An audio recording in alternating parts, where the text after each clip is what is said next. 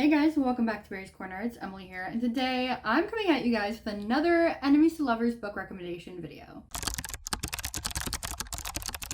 I did the first Enemies to Lovers book recommendation video about 2 years ago, a year and a half ago, and you guys loved it. You guys ate it up. So I'm coming at you guys with another one. I love filming these videos. I love Enemies to Lovers. It's my favorite trope. Something about a guy just being mean to you. You know what I mean? Not in real life. In a fictional world. It literally, like, I don't know why we eat that up so much, but I love it so much. So I have some recommendations for you, but before I show you all the books, please subscribe, comment down below, and like this video. All my social links are down in the description box below, as well as my Amazon wishlist if you would like to gift me a book. Now let's get on into the video. So let's start off with some Emily Henry. Okay, we love Emily Henry in this household. Book Lovers is her newest release, and it follows this girl named Nora Stevens, and her life is books. She works in like the publishing, editing industry, and she meets a guy within this industry, and they kind of have a really bad altercation. She hates him. They're kind of basically enemies for like a whole year, and she's like, this is not the vibe. But then she goes on vacation with her sister in a little small Hallmarky town.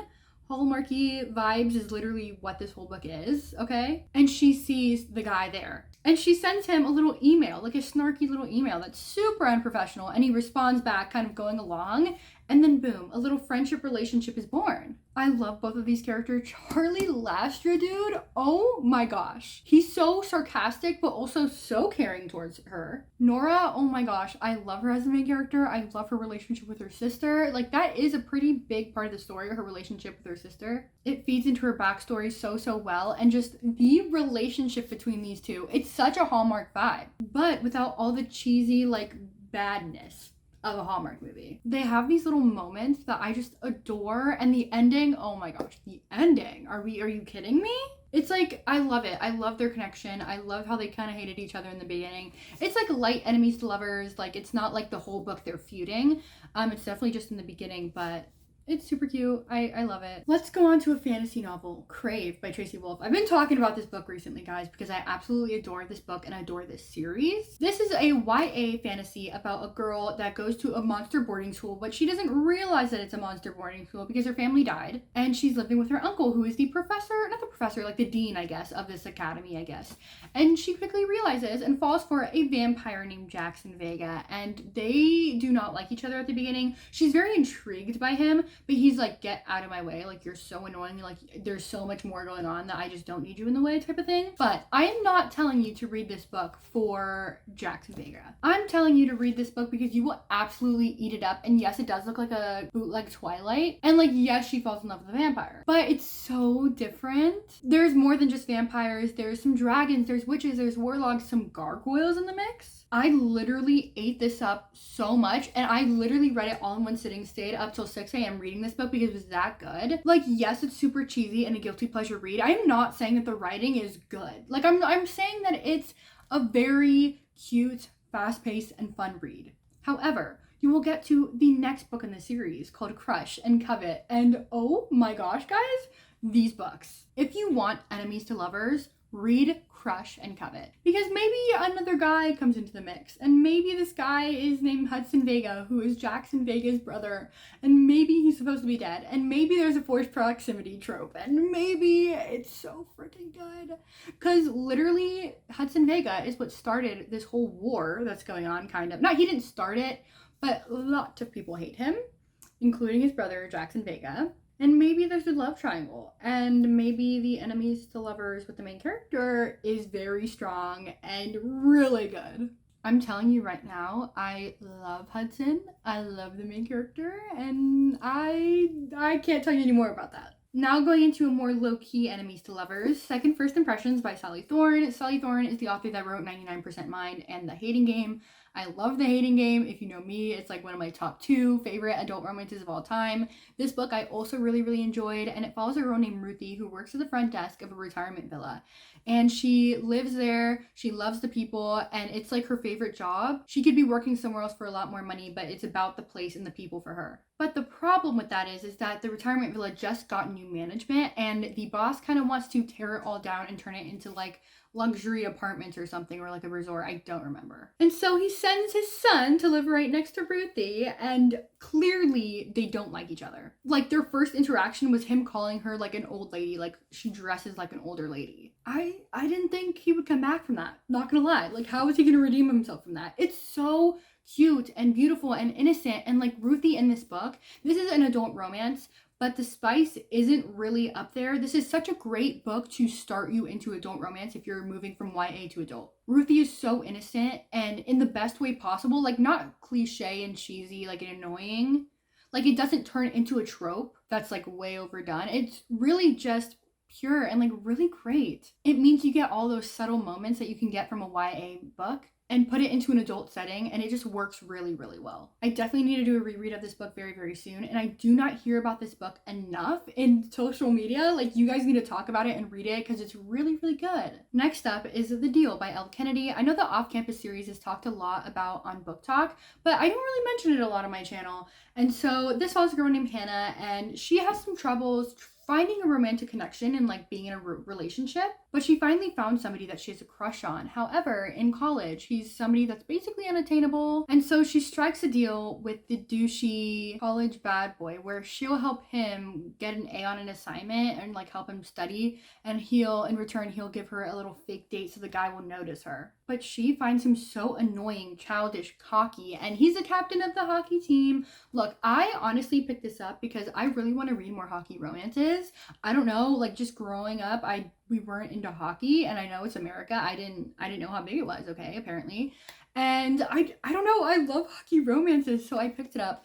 I enjoyed it. I thought it was very, very cute. I really like college romances. I mean, being in college myself, it's just really nice. Like, I feel like usually it's YA in high school or like in mid-20s, 30s, like adult romances. So having a new adult romance is very, very refreshing for me. It's just very cheesy and cute. And that's what it offers. I think there's a lot of banter with a new adult romance that this book very much provides. This is another book that I need to reread soon. I think I just need to start buying the other books in the series. The only thing I will say about this series is that I feel like all the covers and sizes are different. Okay, so I don't know. I'm kind of upset. That's why I don't have the other books in the series. But read it if you want that new adult banter. Next up is Reminders of Him by Colleen Hoover. This book, if there was anything that said enemies to lovers, it is literally this book. I know Colleen Hoover is super duper popular right now, and I just want to tell you, I know, but this is her newest release, and it is also her best release. Just trust me when I say that this is the best book that she's ever written in her entire life. It follows this girl named Kenna, and she just served 5 years in prison for killing her boyfriend Scotty in a car accident and walking away, and then she didn't realize that she was pregnant, so she had a baby in prison, and the baby was given to Scotty's parents, her ex-boyfriend now. And after she got out, she's going to go find her daughter. She meets this guy named Ledger Ward, and they kind of strike a little relationship, and then she realizes like, oh, this is Scotty's best friend, and he knows her daughter, and it, like, you can not imagine the amount of hatred that he has for her for killing his best friend and abandoning the daughter that he loves so much. It is so conflicting. Like, your emotions don't know where to lie. Like, you don't know who to side with because you see how much Kenna's hurting so much and how much she wants to give for her daughter, but you also see Ledger's side and you see the family side of, you hurt the person that we loved the most, and we don't want you to hurt this little girl that we've grown so attached with that reminds us of Scotty so much. I cannot, like, the ending, oh my gosh, I need to reread this. I know I need to reread all of these books apparently because I love Enemies to Lovers so much, but I need to reread this book, tab it. I need to just write down all the amazing quotes. Dear Scotty, she writes these letters, and oh my gosh, it's so good. I love Kenna. I love Ledger. I think this whole story is so beautiful, so passionate. If you were to get any recommendation, any book that you wanted to read from Colleen Hoover, it needs to be this one. I mean, It Ends With Us is also really good, but this book is just so perfect. Like, perfect. Third to last book is This Woven Kingdom by Taha Mafi. I tabbed it because I just read it recently, and I'm going to be very brutally honest. Taha Mafi is the author that wrote the Shatter Me series, and this book is not like the Shatter Me series at all. Tahereh Mafi is known for her descriptive writing style, and in this book, it's very descriptive, intricate, very flowery diction that can take you a little bit longer to get into. I know that that's everybody's main complaints, and I also think that this book could have been better, but it's set up for such a good series. It's about this girl named Alizée, and she is the long-lost heir to this Jinn kingdom, and nobody should know who she really is, so she hides in plain sight as a servant. And it actually switches perspective. It's told in a third-person perspective, and you get Kamaran's perspective, which is the prince who she is supposed to destroy, basically. And then you follow Alizée, where she just follows them together, and it's a forbidden love story. He is literally supposed to hate her, he's supposed to kill her, and she's supposed to kill him. Like, it's literally such a forbidden love story, and it is like they are supposed to hate each other so much. But the instant that he sees her, it's like love at first sight, literally. Tahereh Mafi writes tension like no other. And when he first sees her, like he sees her with like a little thing over her face, because that's how servants are supposed to be. So at first he was like, oh, this girl's like a spy, I do not like her, blah blah. But once it's off, he's like, oh my gosh, like this girl's like, I love her. Like, I don't know what it is. Like, it's so freaking good. You see him slowly falling in love with her, all the while she doesn't even realize that this whole thing is happening. She's literally just trying to survive. She's kind of in the dark. The ending, guys, the ending. There's definitely going to be a love triangle in the second book. There's definitely maybe forced marriage. Who knows? Who knows? And the next book with the other person is also going to be major enemies to lovers. Like when I talked about Crave, next book, it's going to be really enemies to lovers. Second to last book is The Spanish Love Deception by Elena Armas. This book is a little controversial right now. I feel like you hear people that absolutely love it, or you hear people that absolutely hate it. And I'm here to tell you that I'm in the middle. I think it's a really good book. I don't think that it's like the hating game or the love hypothesis good, but it's definitely worth the read. This book follows a girl named Catalina, and she needs a little date for her sister's wedding in Spain. And this guy named Aaron Blackford, who's in her office that she absolutely hates. Like this book does enemies in the beginning so freaking well. He offers to go to the wedding with her. Like, who is this guy? Why does he do that? Who knows? I definitely don't know.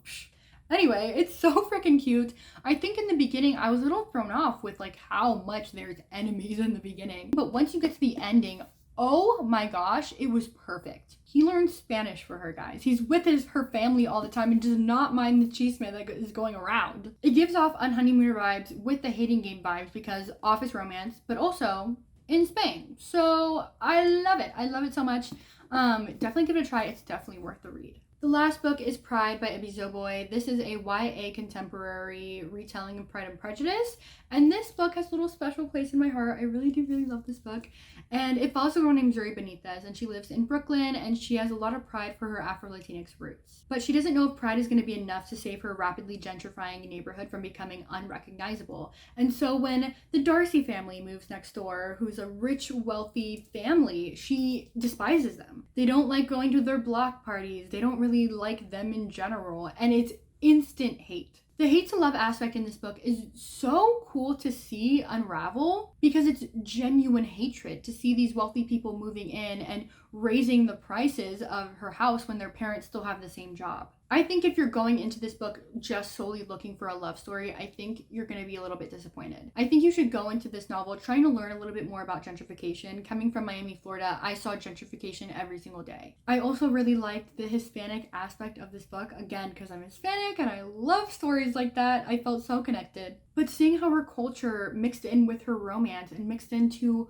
her regular life was so cool, and I definitely think it's worth the read for anybody looking for a YA romance, especially a diverse YA romance and a Pride and Prejudice retelling. So those were all the enemies to lovers recommendations for you guys. Let me know if you guys want another video. Again, enemies to lovers is my absolute favorite trope, so I have many books with this trope in them, so just let me know.